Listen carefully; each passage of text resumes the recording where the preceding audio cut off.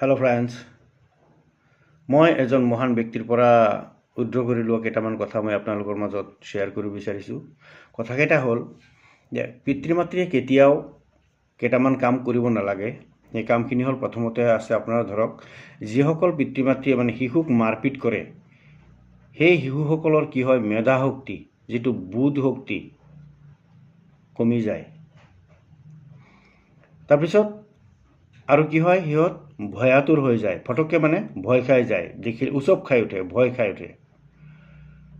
তাৰপিছত দ্বিতীয়তে কি হ'ল, যিসকল পিতৃ মাতৃয়ে যিসকল শিশুক বেছিকৈ ইয়াৰ দ্বাৰাই কাম নহ'ব, ই কোনো কামৰ মানুহ হোৱা নাই, এইটো কি হৈছে, এনেকুৱা টাইপৰ কথা সেই ল'ৰা ছোৱালীক কয়, তেতিয়া সেই ল'ৰা ছোৱালীৰ মনত, সেই ল'ৰা ছোৱালীৰ কি হয়, একেবাৰে আত্মবিশ্বাস কমি যায়। ল'ৰা ছোৱালী নিজেই নিজকে খুব হেয় জ্ঞান কৰে, নিজকে খুব ঘিণ কৰে, বেয়া পায়।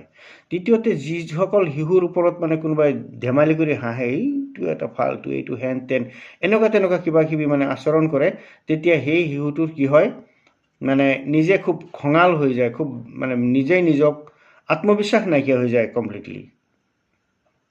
চতুৰ্থতে, যিসকল শিশুৰ ওপৰত ভৰসা কৰা নহয়, কোনোবা পিতৃ মাতৃ আছে এনেকুৱা নিজৰ ল'ৰা ছোৱালীৰ ওপৰত টোটেলি ইয়াৰ দ্বাৰাই কাম নহ'ব, এইটো বজাৰত পঠিয়ালেও কাম নহ'ব, হেন তেন, এনেকুৱা সেই একেবাৰে হেয় জ্ঞান কৰা হয়, সেই শিশুসকল কি হয়, খঙাল হয়।